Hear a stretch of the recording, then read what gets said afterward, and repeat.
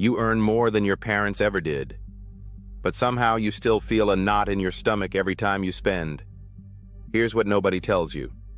It's not about the money. Tammy is a corporate finance professional whose income places her in the top 20% of earners. She out-earned her parents years ago, maintaining a disciplined budget and watching her net worth grow. She did everything right, saved consistently, built a healthy emergency fund, and negotiated a significant raise. Yet during a recent business trip, she declined a $300 airline upgrade she could easily afford. Later that evening, she bought a $150 dinner. The receipt brought on sudden shame. Tammy spent hours replaying the decision and ultimately canceled her retirement contribution for the month.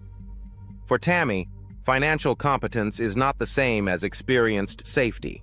Her bank account is secure, but her body still says don't.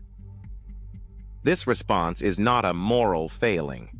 In moments of active scarcity, where eviction, debt, or food insecurity are immediate, hoarding cash or choosing the cheapest option is a necessary protective behavior. It keeps people safe. But when those objective threats vanish, the exact same behavior shifts from practical planning to a lingering reflex. Repeatedly checking bank balances and feeling sharp guilt over a minor purchase are invisible habits that describe what happens, but not why. This residual financial anxiety is distinct from actual poverty. It is a state of survival operating without an active threat. This survival response is driven by a measurable shift in how the brain processes information. In 2012, researchers Anuj Shah, Senthil Mullainathan, and Eldar Shafir showed that scarcity acts as a constant drain on mental room. The mind operates in a narrowed frame, focusing entirely on immediate monetary problems while ignoring long-term planning. To show how this process stems from immediate context and is not a personal defect, researcher Anandi Mani and her colleagues conducted a 2013 study of 464 Indian sugarcane farmers. They tested the farmers' cognitive performance before the annual harvest, when money was tight, and again after harvest payments arrived. The same individuals performed significantly better once their financial strain resolved, proving that scarcity itself creates a temporary cognitive load. Economists Johannes Haushofer and Ernst Fehr also found that financial strain creates stress-linked time horizons, forcing the brain to focus only on immediate survival. While these high stress levels correlate with surges of cortisol, researchers point out that this is a flexible reaction to pressure and does not represent a fixed, permanent brain pathway. Repeated childhood experiences often shape these immediate reactions into long-term financial expectations. Through parental modeling, intense emotional reactions to spending, or silence around household bills, children internalize quiet rules about survival. For Tammy, this cultural learning forged a single protective rule: spending is unsafe.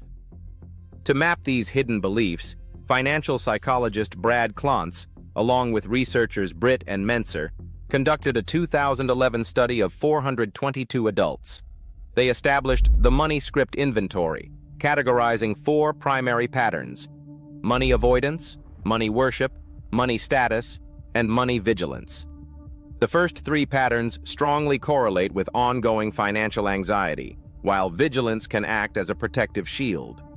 Rather than representing a permanent brain rewrite or a medical diagnosis, these learned rules serve as an automatic defense mechanism.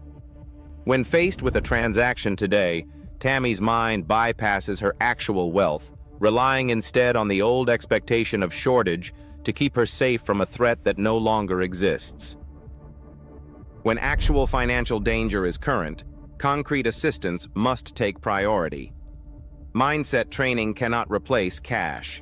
In a randomized trial in rural Kenya, over 5,700 households received an unconditional transfer of about $1,076 in purchasing power.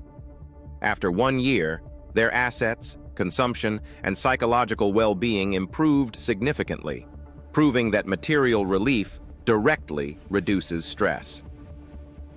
Structural tools like automated bill payments and simplified forms also lower this real-world administrative load. Yet, while more money alters immediate circumstances, it does not automatically shut down the internal alarm system built during past scarcity. Retraining this lingering response requires shifting focus from accumulation to active behavioral practice. It begins with logging the exact moments the internal alarm sounds, whether checking a balance or facing a cash register. In those moments, comparing current emergency reserves and actual affordability against past dangers helps separate felt threat from reality. Individuals can then establish clear spending rules tied to personal values rather than fear, using a physical pause or a slow breath to interrupt the automatic stress loop. Practicing small, affordable purchases without reversing the decision helps rebuild tolerance. When this anxiety remains severe or compulsive, specialized financial counseling or mental health therapy offers essential support. Progress is measured by a deliberate, rational choice, allowing behavioral consistency to build over time. A larger balance cannot silence an alarm built for survival. Real security begins only when we retrain our brains to realize that the danger has finally passed. New sessions Tuesday and Friday. See you in the next one.